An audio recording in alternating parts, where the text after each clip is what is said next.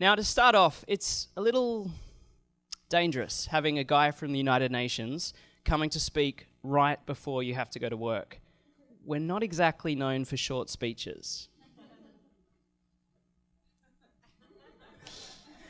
It's also perhaps even more dangerous having a real-life UN bureaucrat come and speak at an event with creative in the title. Nicole begged me not to wear a suit today. I just want you to know I'm feeling very uncomfortable without my tie.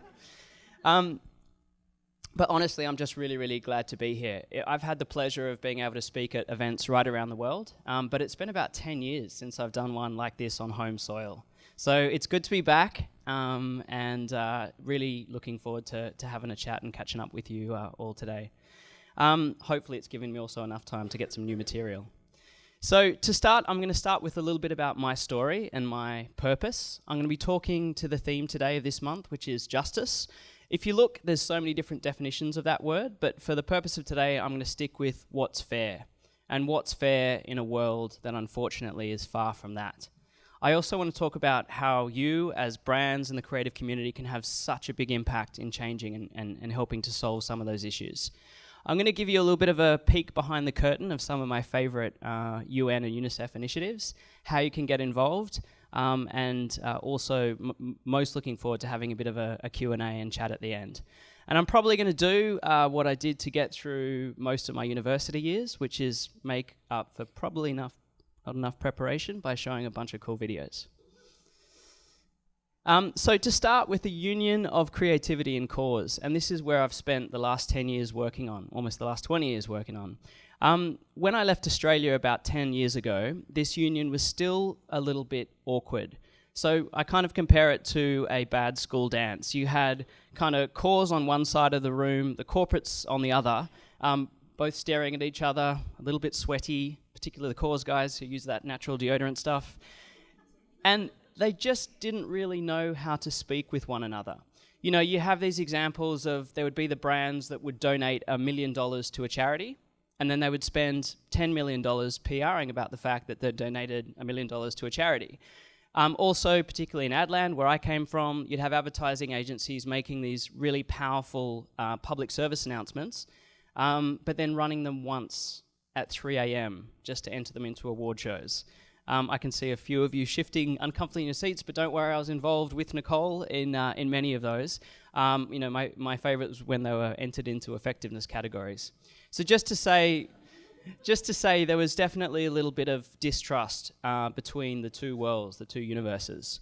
But happy to say, as you would all know very well, that the world is rapidly changing, and we're now in a situation where I truly believe that brands and the creative community have just as much potential and power to help make the world more just than governments and not-for-profits.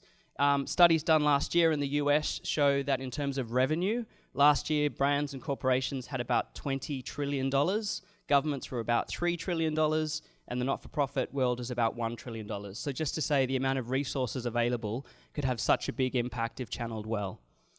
So I'm going to go all the way back to the beginning, and Nicole mentioned it, but I'm going to start my story about 20 minutes down the road. I went to Skeggs Redlands in Cremorne. A friend of mine last week very kindly dug up my old school yearbook page, which I'd hope has long since been lost. Apart from that terrifying haircut, it reminded me of a couple of things. One, just that I had such a happy and safe childhood, and I compare that with so many of the childhoods I see right around the world with my work now with Unicef. But it also reminded me something, which is how crazy in life that some of the biggest things that end up happening start from something that's potentially a little bit random. So in year 9 at Skeggs, we had to pick a profession and spend about 6 months doing a campaign about it. I remember that I'd kind of forgotten to pick my profession until the day came where we had to tell the teacher what we were doing. They'd handed out a sort of a cheat sheet, a list of all of the possible professions in alphabetical order, and as the teacher was coming up to my desk, I quickly grabbed the sheet. I saw the first one was accounting. I was like, no way, I'm still useless with numbers. And the second one was advertising. I thought, oh, that sounds cool. So fast forward a little bit, I'm now at Charles Sturt University in Bathurst, majoring in advertising. And there's some folks from both Skeggs and Charles Sturt here today. So at Charles Sturt, we got to the end of our final year, and as our final major assignment, we had to pick a client and do a campaign for them. So spend, again, another 6 months working on a project. A lot of my friends went and signed up the local businesses. For whatever reason, I narrowed it down to Nike or the United Nations. Again, pretty random. Almost on a whim, I called up UN headquarters in New York one evening and managed to talk my way through to the communications team. Now, to my surprise, the woman on the line, she didn't hang up first, that was a good start, but I picked up the phone and I said, "Hi, my name is David, I'm calling from Australia, and I'd like to offer my advertising services pro bono to the United Nations." So to my surprise, she sounded a bit cranky. She was like, "Well, you're a bit late, aren't you? You are calling about the World AIDS Day campaign." To which I said, "Yes." So as luck would have it, the UN had just put out a global tender for advertising agencies to work on World AIDS Day. They put us in contact with the Australian office, sent us a ton of paperwork, which of course I had absolutely no idea how to fill out. It was all about company financials for the last 5 years. We were just a bunch of university kids in Bathurst. So instead, we just did what we thought we knew how to do, which is just go ahead and dive in and do the campaign. So then the big day came. We marched into the UN headquarters in Sydney, armed with a VHS cassette and borrowed suits, which were just a little bit too long. They were a little bit confused. One, we were not an advertising agency. Two, we hadn't actually filled out the proposal or any of the paperwork. But what we had done is actually just gone ahead and completed a campaign. What happened next, we were probably the most surprised about, which is we won the global tender. And thank you.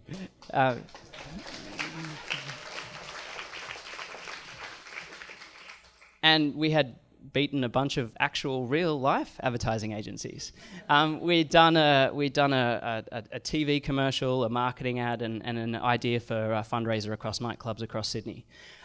So this campaign that was developed by... Hi, you always need a crying baby in a Unicef presentation. Sorry.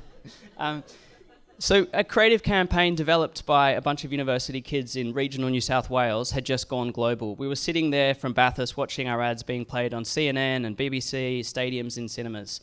That was very much my first kind of aha moment and definitely the unexpected beginning of my journey with the organisation.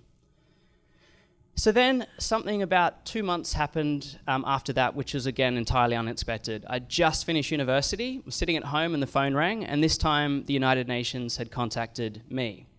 A job had come up in East Timor, a small country to the north of Australia, which had just gone through a whole lot of violence after their vote for independence. They urgently needed to fill a role in the communications team. Some bright spark in New York had said, "What about that kid in Sydney that had just done the World AIDS Day thing? Why don't we send him?" Probably because I was close and cheap. So a few weeks after that, I find myself in Dili, East Timor, and had the most extraordinary experience. The UN had literally gone in and was running the country. My boss was this incredibly inspiring Brazilian diplomat called Sergio Vieira de Mello. My eyes were open and my mind was blown. It was while I was in East Timor that I received notice that I'd got the traineeship at Saatchi & Saatchi, the advertising agency that I'd always wanted to work for. But I remember exactly as I got that call, I was sitting in a UN Jeep driving through a town where smoke was still literally coming out of the shells of destroyed homes. And in that moment, I realized that my priorities and indeed my purpose was starting to shift. So for the UN in East Timor, often with very few resources and often working around the clock with a team of really well-intentioned folks, but not always in the best conditions, we were working on some projects like moving a bunch of families from an area where there was dengue and militia. And I finished my contract on a Tuesday and literally started at Saatchi & Saatchi on a Wednesday morning. And I remember that Wednesday morning sitting in a really plush boardroom having quite a lengthy conversation about whether a Toyota logo should come in a few frames earlier or later in a TV ad. And that's honestly nothing against Toyota or Saatchi's or advertising. In fact, quite the opposite. But it was just that the 20-year-old version of myself was sitting there kind of screaming in my head thinking, if we just had like 10% of the resources, that we have here today, if I had that yesterday in Dili, we could have potentially already solved some of the challenges and maybe even saved some lives. And it was that thought that I guess has had a big impact on pretty much everything I've been doing ever since. So I jumped the fence to the UN about 10 years ago. I have the pleasure of being the global head of brand building for the last 5 years at Unicef in New York. Before that, I worked in the part of the UN that dealt with emergencies and disasters, heading film and special projects, and 2/3 of my team is actually here today. Nicole, where are you? Nicole Lawrence, who's now at Unicef Australia. And before that, I was also working as the content producer for UN Secretary General Ban Ki-moon. I've had the most extraordinary adventures at the UN. I've been very lucky that my job has taken me to dozens of countries around the world, from North Korea, that boy sitting there turning around is North Korea, to the North Pole, and also getting the chance to collaborate with folks that when I was in Bathurst were just folks that I used to just read about. But one thing quite curious happened when I joined the UN, a bit of an anomaly, which is in advertising, in ad land, we could take any single product, something as boring and banal as a bar of soap, and then using a bunch of creativity, marketing, insights, and partnerships, amplify that up into something amazing, truly life-changing. Then I joined the UN, and every single day we're dealing with amazing, truly life-changing issues, but somehow we were kind of using this proprietary UN bureaucratic process, de-amplifying it down into something about as interesting as a bar of soap. Now, to create a more just world and to help us solve all the challenges that we're trying to face each and every day, this has got to change. And for that, we need outside help and support. So one influencer and one project that we've spent a lot of time with over the last 10 years, both the UN and now Unicef, is the music artist Beyonce. One of the tasks I was given in my first few years at the UN is making an International UN Day famous. Now, there's a bunch of these International UN Days. Almost every calendar day is one, and sadly, most go by completely unnoticed. But the day I was given is 19 August, World Humanitarian Day. Now, this day had a huge personal significance for me, and it was such an honor to be able to work on this particular campaign, because 19 August 2003 was the day that my first ever boss, the boss of the mission in East Timor, Sergio Vieira de Mello, was killed in a suicide attack when the UN headquarters in Baghdad in Iraq was destroyed. Sergio, along with 21 other UN staff, were killed on that awful day for the UN and the humanitarian community. And sadly, as an aside, just since then, over 200 aid workers are either killed or kidnapped in the line of duty. So just to say that the world we're operating in has become more difficult than ever. So World Humanitarian Day, we decided on that awful day we wanted to do something good and make some positive out of something tragic. We came up with the goal of reaching 1 billion people on one day with one message. And the message was do something good somewhere for someone else. And this was in honor of Sergio and friends that had been lost. This is the UN flag that was hanging above headquarters in Baghdad. And this is Sergio. Sergio and other incredible leaders like Kofi Annan and many others were basically the reason why I wanted to join the UN in the first place.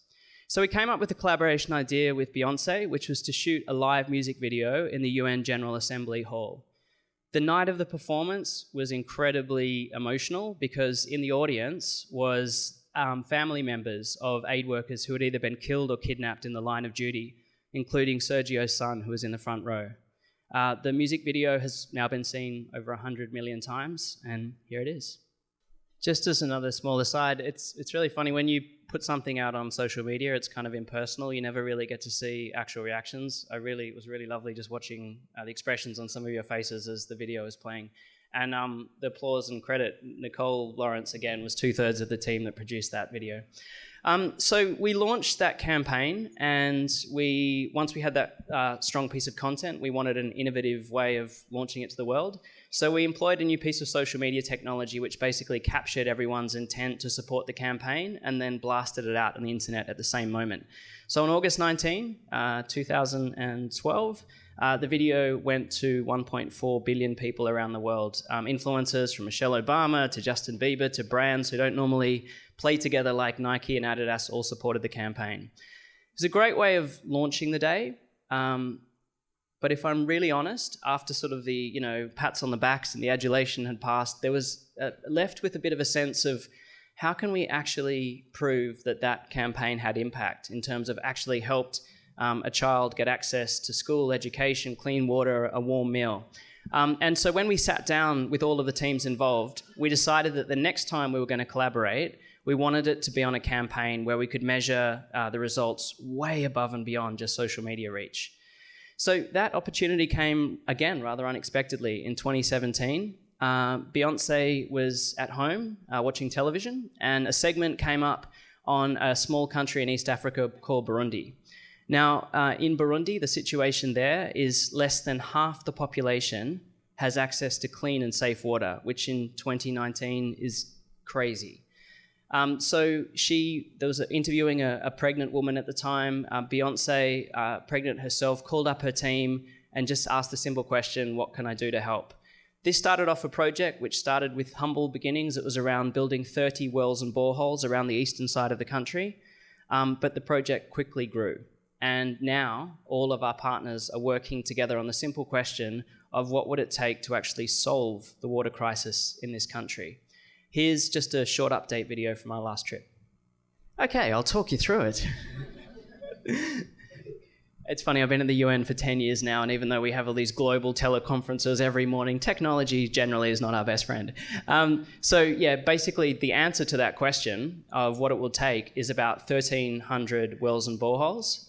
It's an amount of funds that is actually doable. Each well costs about $4,600 to actually build. And it's a project where we're all passionately working towards. It would be amazing if in a few years' time, what started as a big, audacious music video project in New York ended on the other side of the world, bringing clean, safe water to the country of Burundi. Where we are now is we've dug 60 wells and boreholes, which is bringing water to around 100,000 people. We have 1,240 wells to go.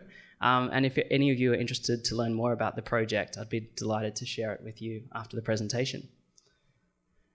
That's the situation when we arrived in Burundi. One thing about lack of access to water is women and girls were literally walking for hours every morning, from before sunrise, walking up to 6 hours a day to access this water. Even when they got there, the water was still dirty.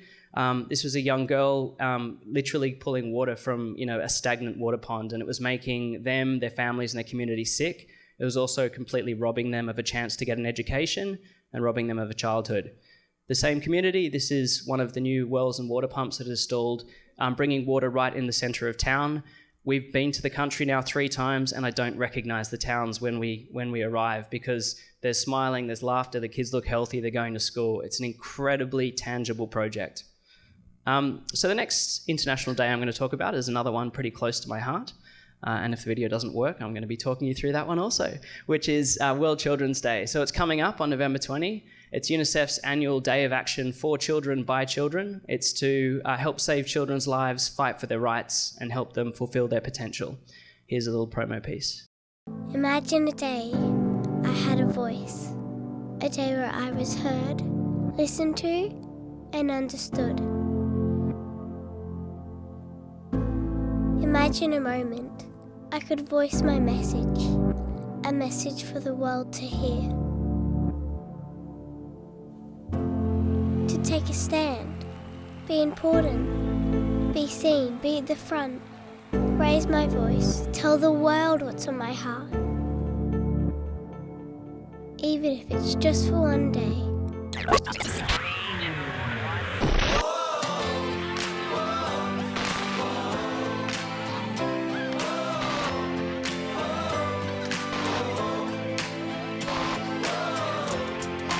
Today is the day of every girl and every boy who have raised their voice for their rights.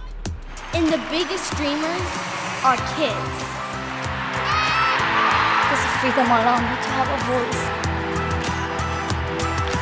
Making a chain of love through the world's media, politics, business, sports, music, and entertainment. We want to give voice to the children in our global village. On World Children's Day, let's stand together for the world's most vulnerable and hardest to reach children. In 2019, help us write an even better future for every child. On November 20, join us.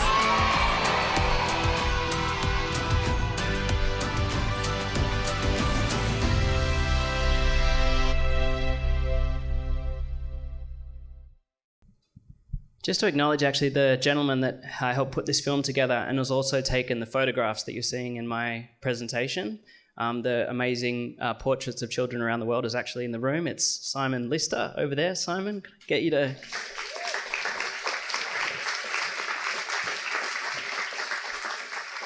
I haven't finished with you yet, mate. I'll be talking about you in the Q&A.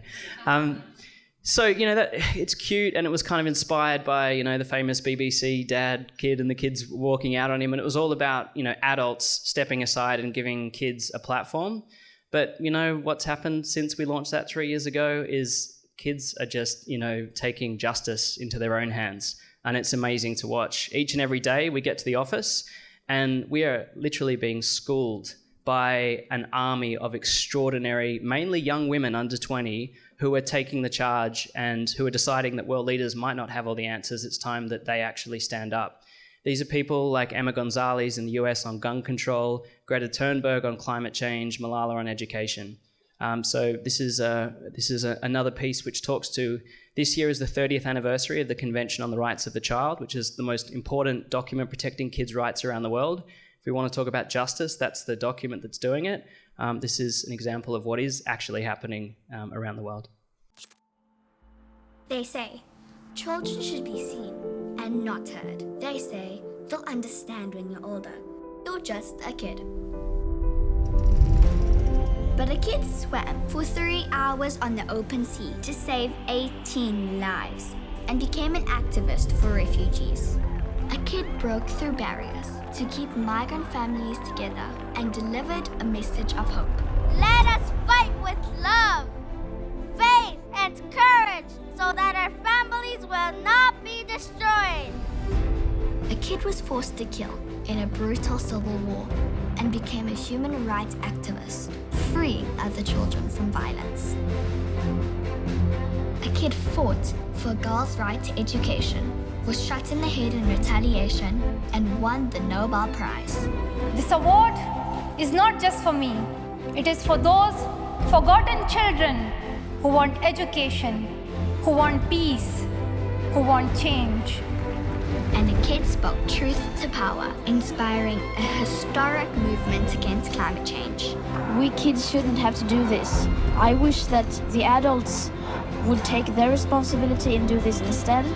But since no one's doing anything, we have to. Kids are speaking up.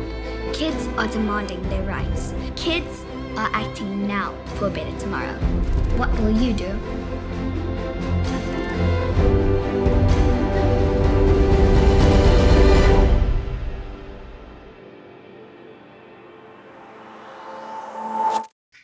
So a real example of words to actions. So to close today with a bit more about the theme of this month, justice. To me, justice is really about, what's fair. And we're in a world right now where it's far from that. Just purely through the lottery of birth, I was given a great start in life and plenty of opportunities. And I think most of the work I've been doing thus far is about just trying to pay that forward a little bit. In terms of justice and how that meets purpose, my purpose is to be, a good dad and a good husband to my 2 boys, Harry and Max. It's about trying to leave the world in a decent place for these 2 wonderful humans. At home and at work, it's about really working with Unicef to try to protect child rights around the world. I also see with my boys when I travel around the world that how lucky they are and all the rights and opportunities they were afforded compared to kids their own age across the globe. So my purpose at work is to try to join the best and brightest of brands and the creative community to work with UNICEF and the UN to help solve some of the biggest challenges that the world is facing right now. These are some of the ones we're working on at UNICEF. Far from fair, and unfortunately this is happening each and every single day. So what can you do? There's that whole thing about, a few years ago it felt like you had to sort of quit your job and go and work for a charity somewhere to feel like you were making a difference. The world has changed so dramatically. To me, I would say it's about doing what you're passionate about, doing what you're good at, and then finding a way to have that help create some social impact. Especially now, it's about staying up to date with the news and the issues, and really important is to consume the media story on both sides, even if you violently disagree with it. When I wake up in America, I often watch a bit of CNN, change it to Fox, and just get both sides of the story. It's about speaking up on the issues that truly mean something to you, that are authentic to you, and being persistent. I spoke at an event in DC recently, and one guy talked about the idea of be shameless but not rude. I kind of like that. The story I told in terms of persistence of how I got to what I'm doing sounds pretty random and, a guy that was just sometimes in the right place at the right time.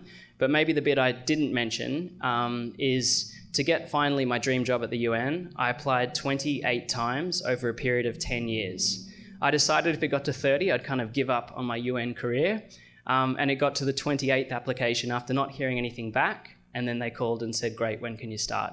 So as well as a bit of luck, obviously persistence and hard work never hurts. So finally, going back to the beginning of my story, when you have an idea or a goal, especially one that could help others, it's just about picking up the phone and making that call, putting your hand up. Don't leave stuff unsaid or an idea that you have unrealized. To me, the solutions to the greatest challenges the world face right now in this environment are highly unlikely going to just come from governments and charities. They're going to come from the private sector. They're going to come from the people and organizations with the resources who care, who love, who work unreasonable amounts, who put up their hands and who show up. People just like this. What a good-looking bunch. So it's a brave new world out there. Let's help shape it together, using our passion, our creativity, and our humanity. I'm fairly certain that there's some extraordinary ideas right now in the minds of people in this very room that could help other people. Please get them out. Don't keep them inside. To create a more just world, they and you are needed now more than ever. Thank you very much.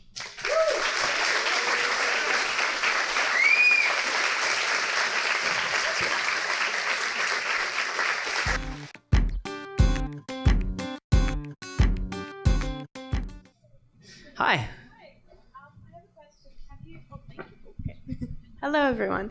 Have you seen any examples of organisations that are more like social enterprises or a mix between that sort of communications advertising world and the not-for-profit space that young creatives can start in nowadays to try and get ahead? Because I feel like I am stuck on the fence that you talk about between going straight to that advertising side and going to work for Leo's or Saatchi or whatnot, or jumping straight into a not-for-profit and not maybe having the impact or the resources or the skills that you describe. And I just want to know if there's any guidance or direction you could provide. Thank you.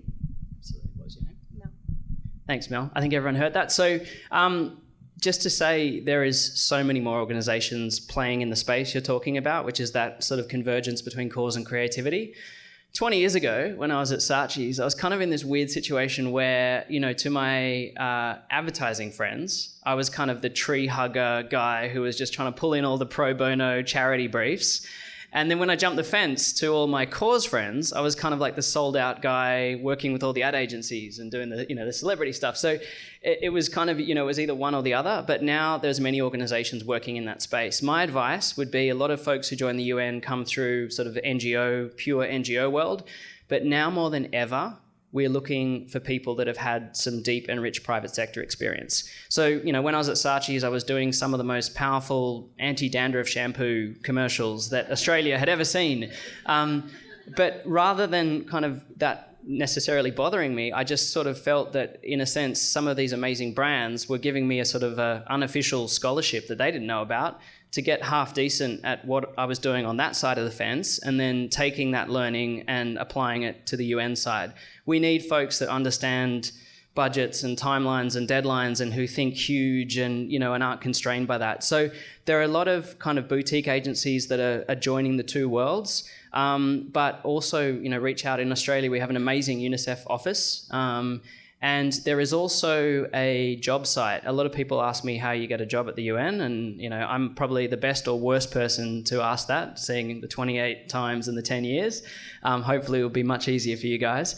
But there was a kind of a disgruntled UN staff member a few years ago who got so annoyed that you know, you had to look at all the different UN agencies to look at what jobs were coming up. So he created a website called unjoblist.org. And the site looks terrible, but it's so helpful because it aggregates all of the UN agencies around the world. So you just punch in what your skill is, and then each week it sends you an update of jobs that are being posted. And I think that's actually how, in the end, I ended up getting my job 10 years ago. So just to say, yes, there are more and more folks working in that space, but don't give up your day job. Get really good at your day job. Save some money, and then jump across, you know, if and when the time feels right. The UN needs you now more than ever. And we're always looking for folks who come from the creative world because we have no shortage of amazing assets on the table. Our Goodwill ambassadors have a social reach of 2 billion. We have 300 influencers around the world, media partners, brand partners. But what we're often missing is that single big idea that acts as a magnet that brings all of that together in a really powerful way. And as usual, that was a really long answer to a question. I've been in the UN for 10 years now, so why answer a question in 2 sentences when you can answer it in 20? Yes, sir. Hi, Zach. My question would be, how is like Unicef and the UN looking at the rise of like nationalism as they kind of, you know, signify this global community? Yeah. With like Brexit and the US, where everyone's kind of going very insular. What are your thoughts on that? And how are you as an organisation trying to? Sure. So it's dangerous and it's worrying. On a number of levels. On a practical level, it's meaning that international aid is being cut more than ever before. Sadly, here in this country, AusAid, some people are now referring to it as WasAid. And, you know, US, it's, you know, in terms of challenges of budget cuts to what's going on overseas, we're trying to almost redouble up our efforts to prove that if people just focus on what's happening in one's own country and ignore what's happening in the rest of the world, that's going to come back in a bad way. And so, you know, money spent now on that is actually going to be a great investment in the future. So really now, with a lot of a focus on what's happening at home, and also I think what's also happening is a lot of particularly younger people, it's happening right around the world actually, are really starting to feel that the current crop of world leaders aren't necessarily going to be the ones that either have their best interests at heart or are going to make the right decisions. And so we are seeing our audiences, from our brand partners to our Goodwill ambassadors to our general public, more activist than we've ever seen them. And so really for the UN, we're just trying to keep up. This really should be the opportunity for the UN to shine. But it's, you know, as I said, like we create campaigns like World Children's Day, but then in reality, it's happening. And so we're just trying to not necessarily create all of the waves, but really try to ride the ones where we can be most helpful. Yes, sir. Just a quick question. Really inspiring presentation, global presentation. Just wondering if you could also talk to injustices and vulnerability of children in Australia.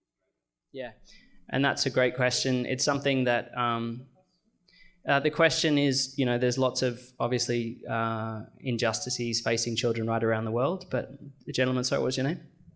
David, easy to remember. David was saying, what about here in Australia? So this is something that, you know, as I'm with my UN hat on, at Unicef Australia, a lot of the work that they're doing here has been doing advocacy and fundraising for kids right around the world. But we haven't had deep programming within the country, so I don't feel like we've got a lot of money in the bank to start writing those checks. But it is more and more people are starting to ask, okay, it's great to help kids in Southeast Asia and Africa and South America, but what about kids back home? And there's actually a shift at the moment where UNICEF is starting to consider local programming. I told her that any tough questions I'd just pass over to Nicole, which is what I used to do back in New York. Nick, do you have anything as a representative from UNICEF Australia? Would you like to comment on David's question? No, you wouldn't. Okay. No, that's... But yeah, look, just to say there's injustice of kids right around the world, no more urgent, no more important than each other. There's a number of incredible NGOs and organisations in Australia working with Indigenous youth, underprivileged, hard-to-reach kids, and we will always support them as much as we possibly can. Thank you. Any other questions? Yes. The journey of incentivising corporates to shift their perception on how to spend and where to spend for you guys, rather than being a $1 million contribution with 50 in PR. What sort of incentives are they responding to, rather than just the charts that are being well thought of? Yeah, so that's a great question.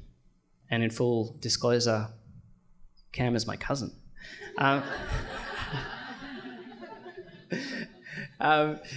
That's a great question. I mean, I'd say on that 10, 15 years ago, it was just us trying to implore companies that, doing good would, get you through the pearly gates a bit quicker, and it was the right thing to do. We no longer have to use that argument because it's business imperative now. 10, 15 years ago, companies would hire like one corporate social responsibility person and kind of just bolt them awkwardly into the organogram because they felt they had to. It's come 360 in terms of now companies that aren't actually having social impact at the core of their DNA, not only are going to be, I think, on the wrong side of history, but are starting to lose customers. Of all the S&P 500 companies, those that are investing heavily in social impact are outperforming those that aren't by 26%, and that's, big money. In terms of the next generation of employees, millennials, about 2/3 have said that they will only join a company that has strong sort of social credentials. They also have spending capacity of 2.5 trillion, and 95% of them have said that they will switch to a good cause. So this is no longer just a doing good is good argument. This is doing good is vital and imperative to your company's future. Right now around the world, some of the coolest and most profitable brands are the brands that are doing good as part of their core. Yes.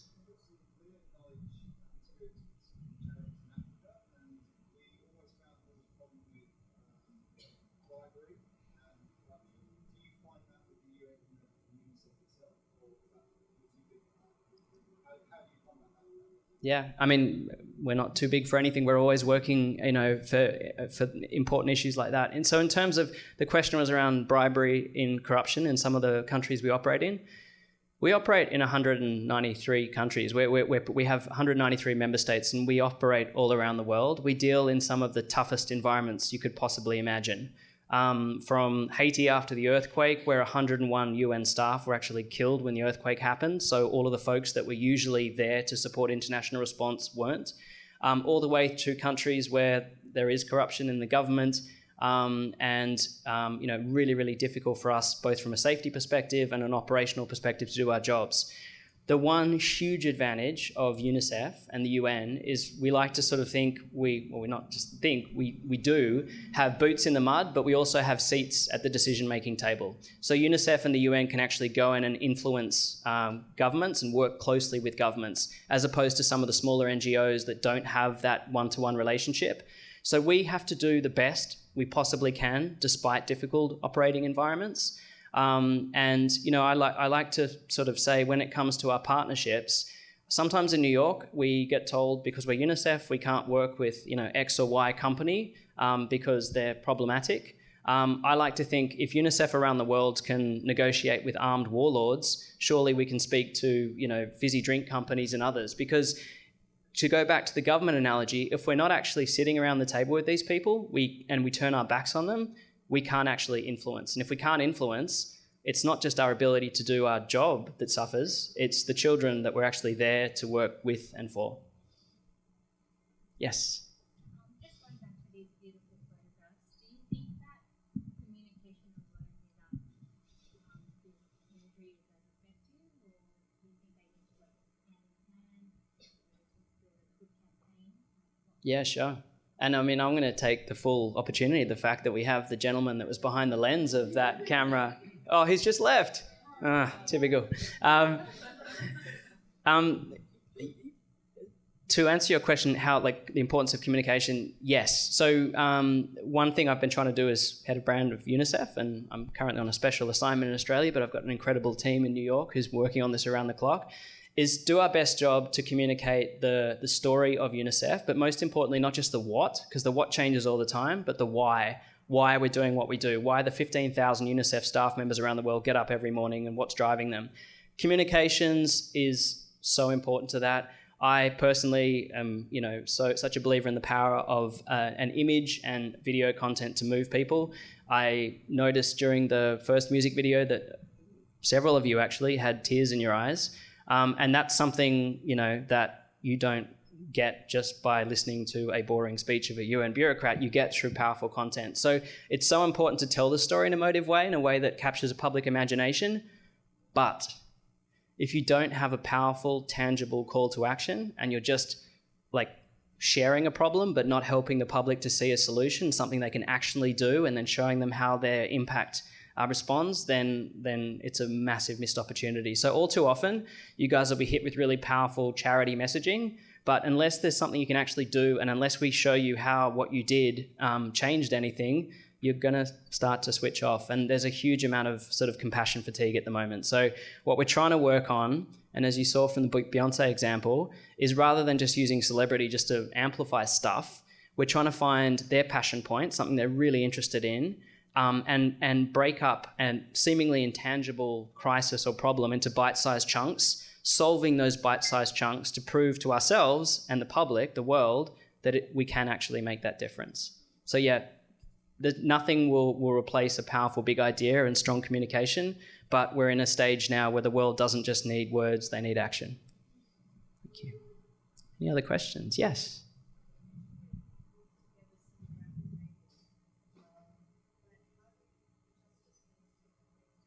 Sorry, I'm having trouble hearing you. Yeah.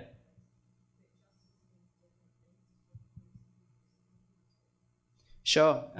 That's the fascinating thing about working at the UN and environment where I share an office with folks from 193 different countries and everything is interpreted differently. I mean, try telling a joke to people from 193 countries. I think to answer your question, we always go back to our fundamental document, which is the Convention on the Rights of the Child. This is one of the most widely ratified legal documents in human history. It's a charter that sets out all the rights that children should be afforded or must be afforded all around the world. It's been actually signed by every single country on earth except for one, the United States of America. And it's the one framework which, even though everything has different meanings, that UNICEF and our staff, not just UNICEF, all of our partners around the world working on child-focused issues, it's kind of the core document we work towards. So regardless of which country, there is a set of rights. And as you saw in Simon's photographs, I put for every child the right to. They're my own perceptions of what every child should have. I left the last one blank because everyone has a different opinion about what children need. But the CRC, the Convention on the Rights of the Child, is the document which is kind of like the ground zero, the basis from which all of our work stems. Thank you. Yes?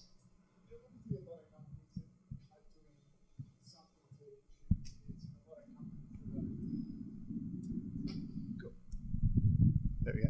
Yeah, there are a lot of companies that are obviously doing a lot towards this, and they are doing the right thing, and they are contributing, and they are, thinking about it on a brand level. And as a generation, we're sort of expecting that out of companies. Do you guys have an opinion or a position on calling out companies that aren't doing things, or if they've been given opportunities to and they just don't take that chance? I mean, that kind of nudge towards being a positive contributor? So, I mean, from a UNICEF perspective, particularly if there's a company who is doing gross violation of children's rights, that is something that it's our moral imperative to call out. And ourselves and our partners have done that and will do that around the world. Because we are part of the UN, sometimes we leave that, we work with our partners to share that messaging, who can be a bit more activist and a bit more toothy when it comes to some of those relationships. For everyone else, as I said, the world has shifted, so we don't need to bang on too many doors telling them they should, start doing something that has some social impact. They're seeing it in their bottom lines. They're seeing it in the feedback they're getting from their customers. I talked about having money in the bank before you can write a check. We've seen some pretty epic examples recently of corporations that kind of just, there was a fizzy drink company recently that tried to just jump into the cause space by producing a certain ad, which, you know, the world just jumped on, and they had to pull it, I think, within 24 hours. So companies are seeing that before they start touting their social impact, they need to actually, you know, walk the talk. But conversely, there's been this almost, the flip side of that is being too modest. There's a lot of companies that are doing amazing things for the world, but almost feel like they need to be humble and can't sort of shout that from the rooftops. We're encouraging them to start shouting, because then they make all of their comparators and competitors feel like they're not doing enough, and then it creates an environment where everyone is doing good. But like I said, you know, all of the research is showing that our audiences now are expecting major corporations to start proving social impact. I'd like to see companies stop making ads and start using the money that they were going to use to make flashy TV commercials and applying that to actually solve a social challenge in their own neighborhood, in their own community, which goes back to David's question around impact closer to home. You know, there's one example of Citibank in the US. They had a terrible PR rap. People were calling them Shitty Bank. They had all sorts of issues with their staff morale. They had a bunch of money. They were going to do an ad about how wonderful they are for social impact. Instead, they spent all that money on sponsoring push bikes all around New York and surrounding boroughs, which became the city bikes, which is now a thing. You city bike to work. They spent all that money on trying to solve an environmental problem. Staff morale has shot up, trust in the brand has shot up, and again, just a powerful example of, instead of spending your money on an ad, spending it on solving something. Any other questions? Yes.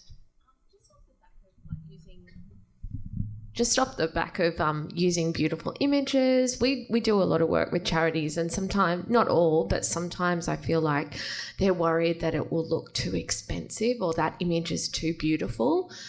We need it to look much more like, you know, we just did it on a photocopier. So do you have anything that you can talk to? I mean, not all charities are like that, but some.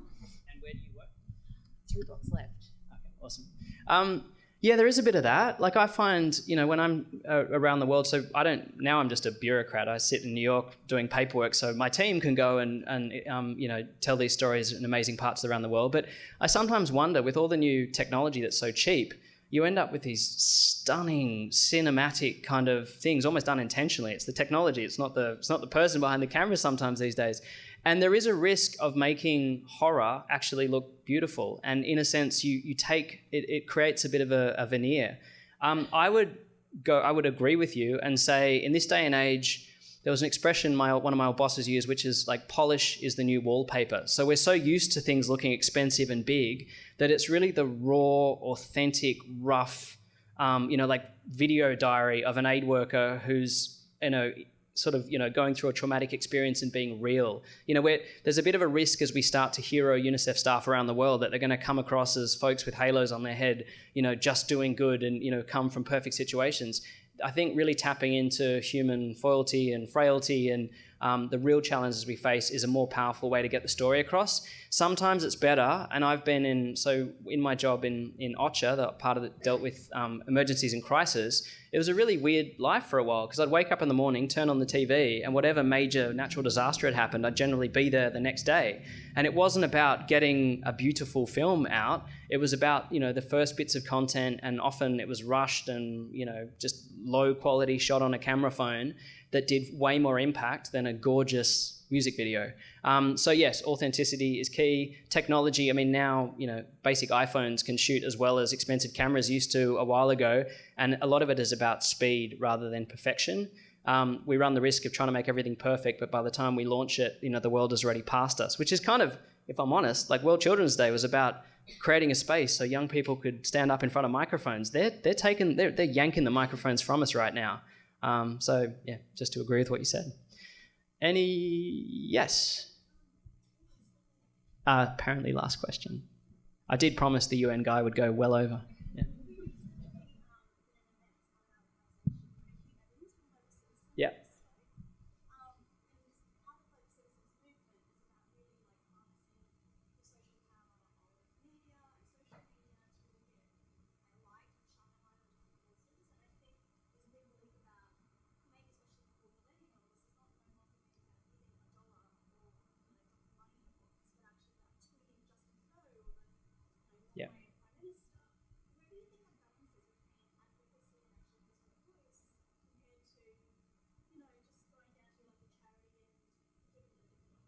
Yeah, great. I think, did people hear that question? It was about, sorry, what was your name? Thank you. So just a question about actually an old buddy of mine, Hugh Evans. Hugh and I were kids together in Australia, and I've been also enjoying watching his incredible trajectory in the work of Global Citizen.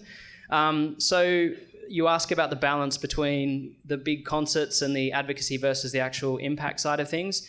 Global Citizen are doing amazing work around the world. Again, we should be proud of a bunch of Australian kids who are doing incredible things, and now actually partnered with Unicef and different parts of the UN.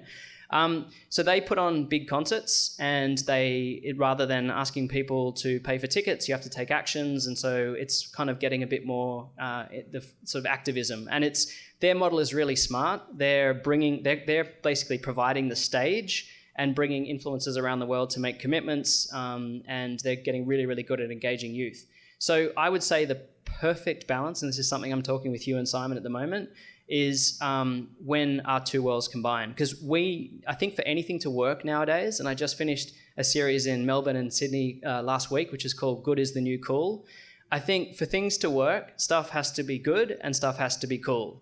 Global Citizen bring the cool, and I think we need to work with partners to bake in the good, to make sure that all of this positive energy that's swirling around of people wanting to do something actually leads to action, like real action and change on the ground. So they kind of need the UN and our partners who are the implementing side, the good, and we need the cool. We need, the world's biggest influencers and culture shapers to really rally behind the work that we're doing, but also to do it together. There's a risk of all these foundations setting up, and different organizations doing parts of the puzzle.